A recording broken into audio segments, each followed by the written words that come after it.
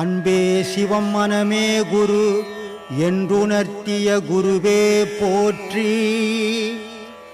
சத்தும் சித்தும் எதுவென்று உணர்த்திய குருவே போற்றி.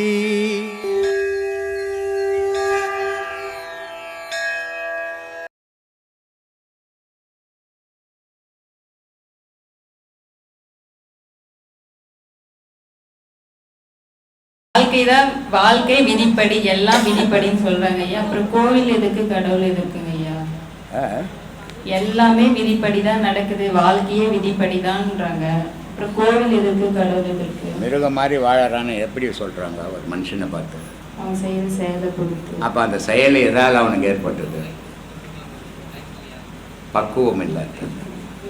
கோவில் இருந்து நம்மளை விட ஒரு உயர்ந்த பொருள் கடவுள் இருக்குது. எல்லாருமே ஞானத்தில் போக முடியாது. நம்மளை விட ஒரு உயர்ந்த பொருள் அது கடவுள். அதுதான் உலகத்தை காப்பாற்றுது, அதுதான் நம்மளை காப்பாற்றுது. அந்த பக்தி ஊற அவன் ஒரு பக்குவத்துக்கு வருவான். அதனால் அவை சொல்லிச்சு, கோயில் இல்லா ஊரில் குடியிருக்க வேண்டாம். ஏன்னா கோயில் இல்லாத ஊரில் கோயில் போய் சோறு போட போகிறதில்லை. பக்குவம் இல்லாத மிருகத்தனமாக இருப்பான் அவன். அதனால் ஒரு கோவில் கட்டி வச்சுக்கின்னு வாழ்ந்தீங்கன்னா நீ பக்குவமாக இருப்ப, மனிதனாக வாழ்வ, மிருகம் மாதிரி ஆக மாட்டேன் அப்படின்றதுக்காக கோவில் குளங்கள் கண்டிப்பாக போகணும். ஆனால் அது வாழ்நாள் ஃபுல்லாக போயிடக்கூடாது. சில பருவம் வரைக்கும் தான் போகணும், குழந்தைங்களுக்கு தெரியாத வரைக்கும். சாவர வரைக்கும் கோயிலே சுற்றிருந்தா பாவம் அறியாமைன்னு அர்த்தம்.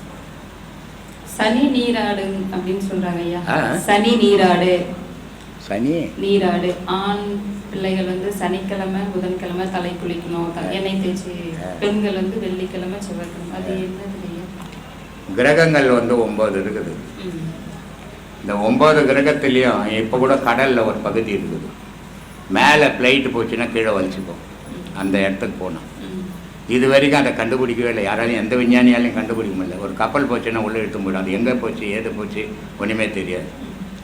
அதே மாதிரி கிரகங்களில் சனி கிரகத்துக்குள்ளே போனால் எதுவும் திரும்பாது.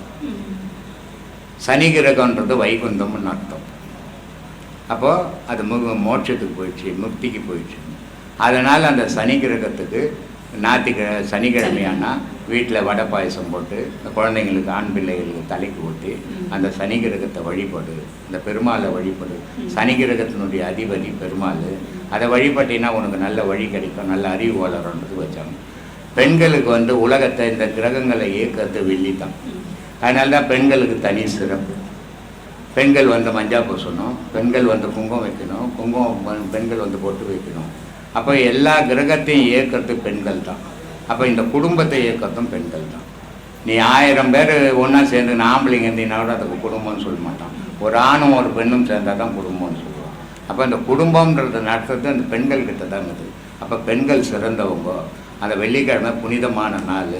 அந்த நாளை பெண்களை கொண்டாடுங்கன்றதுக்காக வெள்ளிக்கிழமை வச்சுக்கிறாங்க. அகத்தின் அழகு முகத்தில் தெரியும் சொல்றாங்க. ஆமாம், நீ எவ்வளோ கொடுக்க போகிறேன்னு மூஞ்சி பார்த்தா எனக்கு தெரிஞ்சு போச்சு. அது எப்படி பார்க்கணும்? ஒருத்தர் சூலமாக பார்க்கணுமா? அதெல்லாம் சொல்ல முடியாது. இப்போ நல்லவ மாதிரி மூஞ்சி இருக்குது, கொடூரமான செயல் செய்கிறான். கெட்டவ மாதிரி முகம் இருக்குது, நல்ல தர்மங்களை பண்ணுறான்.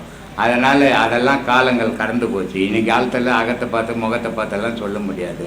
காலேஜுக்கு அனுப்புகிறான் பொம்பளை பசங்களை, காலேஜுக்கு போகிற ஆம்பளை பசங்க நல்லபடியாக போயிட்டு வாங்க, தாய் தப்பம் வாய் தப்பம் திரும்ப மாட்டேங்குது. அகத்தின் அழகு முகத்தில் தெரிஞ்சுன்னா வீட்லேயே நிறுத்திடுவாங்க. அதனால் இதெல்லாம் இப்போதைக்கு இந்த காலத்துக்கு ஒத்து வராது. அதெல்லாம் ஆதி. முதுமையில் பெண்களை விட ஆண்கள் ஏன் தனியாக இருக்க கஷ்டப்படுறாங்க?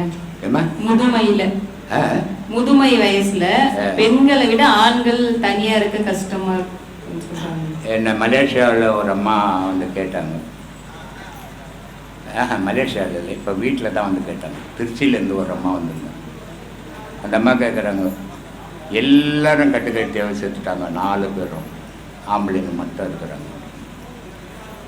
ஆனால் ஊர் உள்ள எடுத்து பார்த்தீங்கன்னா ஒரு 100 வீடுக்குதுன்னா 10 வீட்டில் பெண்கள் இருந்துட்டு 10 வீட்டில் ஆண்கள் கஷ்டப்படுவாங்க. ஆனால் 50 வீட்டில் ஆண்கள் இருந்துட்டு பெண்கள் கஷ்டப்படுவாங்க. பெண்கள் வந்து மருமகிட்ட புள்ளகிட்ட பொண்ணுக்கிட்ட எங்கே இருந்தாலும் ஒட்டி வாழக்கூடிய பக்குவம், மனப்பக்குவம் உண்டு பெண்கள். அந்த சகிப்புத்தன்மை உண்டு. ஆண்களுக்கு அந்த சகிப்புத்தன்மை கிடையாது. அதனால் ஒட்டி வாழ மாட்டாங்க, அதனால் அவங்க துன்பப்படுறாங்க. கோபம் எதனால ஐயா வருது? ஏமா கோபம் நினைப்பால் வருதுமா. அப்புறம் கோபம் இருக்க இடத்துல தான் குணம் இருக்கும் அப்படின்னு சொல்றாங்க. ஆமாம் ஆமாம், நல்லா ஒரு கத்தி எடுத்து நல்லா பொடி போட்டுட்டு நல்ல குணங்க நல்லா இருக்குன்னு சொல்லுவேன். எவன மூடத்தன்மை. அந்த பகவத்கீதையில் ஒரு இது இருக்குது, எது நடக்கணுமோ அது நன்றாக நடக்கும், எது நடக்க வேண்டுமோ அது நன்றாக நடக்கும். ஆமாம், ஒரு சாவு வீட்டில் போய் எது நடக்கணுமோ நன்றாக நடந்தால் நம்மளை பக்கத்தில் படுத்து வச்சுருவோம். நீயும் படுத்துக்க கூட நல்லா நடக்கட்டும். எல்லாமே எல்லா இடத்துக்கும் சரியாகும். எந்த சில இடத்துக்கு சில வார்த்தைகள் பொருந்தும், அந்த மாதிரி எல்லாமே எல்லா இடத்துக்கும் பொருந்தாதம்மா, பொருந்துற மாதிரி நடந்துக்கணும். இன்றைக்கி நிறைய பேர் என்ன பண்ணால் காலம் கழிச்சுன்னுக்குறாங்க. எல்லாம் வந்து தானாக நடக்கும், எல்லாம் ஈஸியாக கிடைச்சிரும்னு காலம் கழிச்சுன்னுக்குறாங்க. எதுவுமே இந்த உலகத்தில் தானாக கிடைக்கவே கிடைக்காது. ஒரு விவசாயி தானாக கிடைக்கணும்னு உக்காந்துருந்தாங்கன்னா இன்றைக்கி நமக்கு யாருக்கும் சோறே கிடையாது. கையில் காசு இருக்கலாம், சாப்பாடு வருமா தட்டுக்கு?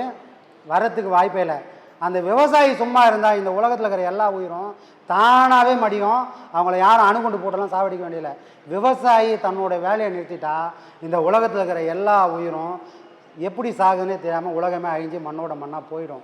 அதுக்கு கல்கி பகவான் வந்து தான் இந்த உலகத்தை அழிக்க வேண்டியதில்லை. உண்மையான கல்கி பகவானே விவசாயி தான்.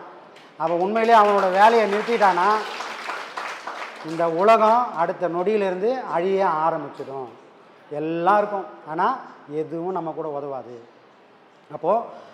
அப்போ அவனோட முயற்சினால் அவனோட வேர்வையினால தான் இந்த உலகம் இருக்குது. இப்படி ஒவ்வொருத்தரோட வேர்வையினால தான் அவங்களோட வாழ்க்கை செதுக்குறாங்க. எதுவும் சும்மா வந்து எதுவுமே கிடைச்சிட. ஐயா சொல்லுவார், நான் இந்த இடத்துக்கு வந்தது மட்டும்தான் எல்லாருக்கும் தெரியும், ஆனால் இந்த இடத்துக்கு வர்றதுக்கு பின்னாடி நான் உழைச்ச உழைப்பு, நான் இழந்தது எவ்வளோன்னு யாருக்குமே தெரியாது. அதுக்காக நான் விட்டு கொடுத்தது எவ்வளோன்னு யாருக்குமே தெரியாது. அது யாருக்கும் தெரிய வேண்டிய அவசியமே இல்லை, என்னோடய உழைப்பு தெரிஞ்சால் போதும். அப்படி ஒவ்வொருத்தரும் மேலே வந்து நிற்கிறாங்க, இந்த உலகத்துக்கு சாட்சியாக இருந்திருக்காங்க. அவள் இழந்த விஷயங்கள் எவ்வளவோ இருக்குது, அதெல்லாம் சொல்லி மாளாது. நாமளும் அடையணும், நாமளும் அப்படி ஒரு நாள் வரும், நமக்கும் 4 பேர் மதிக்கக்கூடிய வாழ்க்கை அமையணும்னு சொன்னால் இழக்க தயாராக இருக்கணும். எதை இழக்கணும்பா? சேர்த்து வச்சுக்கிற சொத்தை இழக்கணுமா? கொண்டாட்டி புள்ள இழக்கணும்? அப்படி இல்லை, எல்லாம் இருக்குது, அனுபவிக்க மட்டும்தான். ஆடுறதுக்காக இங்கே எதையும் இறைவன் கொடுக்கல. அனுபவிச்சுக்கோ, உன்னால் முடிஞ்சால் அடுத்தவனுக்கும் உபகாரமாக பண்ணு. அவனால் நான் நல்லா இருக்கிறேன் 4 பேர் உன்னை வாழ்த்துனானா அந்த வாழ்க்கை சிறப்பான வாழ்க்கை. அவனால் என் வாழ்க்கையை கெட்டு போச்சுன்னு யாராவது வாழ்த்து போனானா அந்த வாழ்க்கை ஒரு மிருகத்தை விட கேவலமான வாழ்க்கையாக மாறிடும். ரொம்ப கவனமாக இருக்குன்றாரு. அப்போது வாழ்க்கை காலத்தை விடாமல் பயன்படுத்துங்கப்பான்றாரு. அப்போ என்ன சொல்கிறாரு? சரி, நடந்து போச்சுப்பா. எல்லாருக்கும் என்ன யோசிப்பாங்கன்னா, ஐயோ அது நடந்துச்சுங்க இது நடந்துச்சுங்கன்னு வேதனையாக வாழ்வாங்க. அப்போ இவர் சொல்கிறாரு, அதே மாதிரிலாம் வேதனைப்படாதீங்க, போனதை யாராலும் திரும்பி கொண்டு வரவே முடியாது. அப்போ சொல்கிறார் அவர், போன நாள் வீணாய் போனார், புதிய நாள் கெடவிடாமல், ஞான நாள் இதுதான் என்று நாடெங்கும் குருவை போற்றி,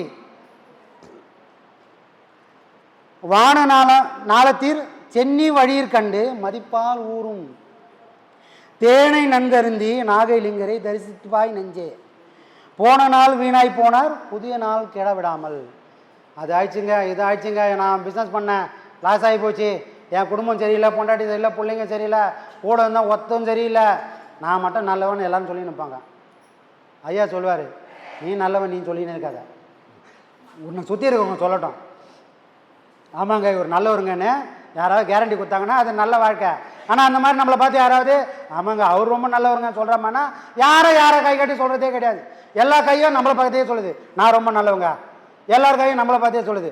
ஆனால் அது இல்லைப்பா வாழ்க்கை. நீ அப்படி வாழ்ந்தா என்ன பண்ணும்? நல்லா இருக்கிற வரைக்கும் ஓகே, ஆனால் அடி விழுந்தவொன்னே என்ன பண்ணுவேன்? நடந்ததை நினச்சி வேதனை போடுவேன். அப்படிலாம் வேதனைப்படாதப்பா, நடந்து போச்சு, அதை திருத்தி எழுத்தக்கூடிய சக்தி இந்த உலகத்தில் யாருக்குமே கிடையாது, இறைவனுக்கே கிடையாது. முடிஞ்சது தான்ப்பா, மாற்றி எழுத முடியாதுப்பா. அதனால என்ன பண்ணலாம்? வேதனைப்படாத, இன்னொரு நாள் புதிய நாள் வரும், அதையே கெடாமல் பார்த்துக்கோ. இந்த வேதனை வரக்கூடிய நாளை கெடாமல் பார்த்துக்கோ. ஞான நாள் இதுதான் என்று நாடெங்கும் குருவை போற்றி. ஒரு நாளும் புதுசாக பிறக்குதுப்பா. கிழக்கில் சூரியன் உதிக்கிறான், தகன்னு முன்னி வரான், அவன் அங்கே இருக்கிறானா? இல்லை, கிழக்கில் தோன்றணுமே அதே சூரியன் மேற்கில் போய் மறைஞ்சு போகிறான். சூரியனோட வாழ்நாளே அவ்வளோதான்ப்பா, ஒரே நாள் தான் அவனோட வாழ்நாளும். அப்போ மனுஷனோட வாழ்நாள் எவ்வளோ இருக்கும்? அவ்வளோ பெரிய சூரியன். இறைவன் யாரும் எனக்கு தெரியாத காலத்திலேயே எல்லாரும் இதுதான் இறைவனே அந்த சூரியனை கும்பிட்டு இருந்தான். அவனுக்கு வாழ்நாள் அவ்வளோ குறுகிய நாள் தான்ப்பா. காலையில் கிழக்கில் பல பலன்னு வருவான், சாயங்காலம் மேற்கில் போய் மறைஞ்சு இருட்டாக போடுவான்ப்பா, அவ்வளோதான்ப்பா வாழ்நாள். அப்போ உன்னோட வாழ்நாள் என்னோட வாழ்நாள் கணக்கெடுத்துப்பார், ஒன்றையில் அவனுக்கு முன்னாடி. அதனால் போன நாள் போட்டோம்பா, புதிய நாளை விட்டுடாத. அந்த நாளை கூட எப்படி இருக்கணும்? ஞான நாள் இதுதான் என்று நாள்தோறும் குருவை போற்றி. குரு சொல்லியிருக்காரு, அந்த சொல்லை நான் இன்னிலேருந்து பயன்படுத்துவேன். நேற்று பாடம் பண்ணுங்க, பாடம் சரியாக வரலங்க, அந்த கவலையிலேருந்து என்னால் வெளியே வர முடியலங்க. அடப்பாங்க, சரி நேற்று பாடம் பண்ண சரியாக வரல, இன்றைக்கி புதுசாக ஒரு நாள் பிறந்திருக்க, சரி இன்றைக்கி உட்காந்து முயற்சி பண்ணால் எனக்கு நேற்று விட்டதே வேதனை இருக்குது, அதனால் இன்றைக்கி பண்ண முடியல. போன நாள் போனதுன்னு புதிய நாள் கெட விடாத. இன்றைக்கி தான் நான் புதுசாக பிறந்தேன். பிறப்பது எது? தூங்குனா எப்படி? தூங்குறது மரணம்னா விழிக்கிறது பிறப்பு. அப்போ நீ தூங்கிட்ட, தூங்குனது மரணத்துக்கு சமம், செத்து போயிட்ட. அங்கே உனக்கான செயல் எதுவுமே இல்லை. நீ இருந்தியா? உன் பொண்டாட்டி இருந்தாங்களா? நீ சேர்த்து வச்ச சுகம் இருந்ததா? சொத்து சுகம் இருந்ததா? எதுவுமே எனக்கு தெரியல சாமி. எதுவுமே தெரியலன்னா நீ பொணமாக பத்து நின்றா நேற்று வரைக்கும். காலையில் கண்ணை திறந்த பிறகு தான் உனக்கு உயிரே வந்தது. அது வரைக்கும் உயிர் இல்லாத பொணமாக தான் தூங்கி நின்றேன். அப்போ தினமும் நான் செத்து போகிறேன். போது வந்தோடனே தினமும் நான் பிறக்கிறேன். இந்த உண்மையை நீ புரிஞ்சுக்கப்பா. நீயே டெய்லி பிறக்கிற, நீயே டெய்லி சாகிற. அப்போது பிறந்த நாளை விட்றாதரா, போன நாளை பிடிக்காதரா. ஆனால் எல்லாருக்கும் வேதனை எது? போனதை நினச்சே சாகணும். அந்த மாதிரி வாழ்க்கை நாம் வாழலாமா? அந்த ஒரு வாழ்க்கை நானே பாதை ஆகுமா? ஆகாது. முடிஞ்ச விஷயங்கள் முடிஞ்சதாகவே இருக்கட்டும். இன்றைக்கி நான் புதுசாக பிறந்துட்டேன், இன்றைக்கி தான் இந்த பூமிக்கே வந்திருக்கிறேன். அப்படி ஒருத்தன் நினச்சிட்டானா யாருக்குமே துன்பமே செய்ய மாட்டான். நாளைக்கு நான் இருப்பேனா இருக்க மாட்டேன்னான்னு தெரியல. அந்த நிதர்சனமான உண்மை யாருக்கு புரிஞ்சுதுன்னா அவனுக்கு ஆணவம் வராது, ஆடவும் மாட்டான். நானும் 1000 வருஷம் கேரண்டிங்க. எனக்கு ஜோசியக்காரர் சொல்லிட்டாரு 80 வருஷம் உனக்கு கேரண்டின்ட்டார். அந்த 80 வருஷத்துக்குள்ளே நான் என்ன பண்ணுவேன்? நெருங்கி வரும்போது நான் பார்த்துக்கிறேன். ஏன்னா வாழ்நாள்லாம் என்ன செஞ்சியோ அதுதான்டா போகும்போது செய்ய முடியும். விழுந்தா அம்மா ஐயோன்னா சாகும்போது நீ அம்மா ஐயோன்னு தான் சாவ. விழுந்தா முருகா, உக்காஞ்சா முருகா, ஏந்தா முருகான்னு சொன்னா நீ சாகும்போது கூட முருகான் தான்டா சாவ. அப்படி தானே சாமி சாவாங்க? வாழ்நாள்ன்றது ஒரு பயிற்சி. நீ வாழ்நாள்லாம் என்ன பண்ணியோ முடிவும் அதை தான் செய்ய முடியும் உன்னால். அதை தாண்டி உன் ஆயாலேயோ உன் மனசாலேயோ சிந்திக்கவோ செயல்படவோ முடியவே முடியாது. அப்போ வாழ்நாளே ஒரு தவம். ஏதோ 1 மணி நேரம் உட்கார்றது தவம் நினச்சிக்காதீங்க. நீங்கள் வாழக்கூடிய ஒவ்வொரு நாளும் தவ வாழ்க்கை தான். அந்த தவ வாழ்க்கையை நீங்கள் சுத்தமாக வாழ்ந்தால் அந்த வாழ்க்கையும் தவ வாழ்க்கை தான். அந்த வாழ்க்கை நீங்கள் போகும்போதும் வரும், நீங்கள் போனதுக்கு அப்புறமும் வரும். இந்த உண்மையெல்லாம் நம்ம புரிஞ்சுக்கணும். திருவள்ளூரின் பக்கத்திலே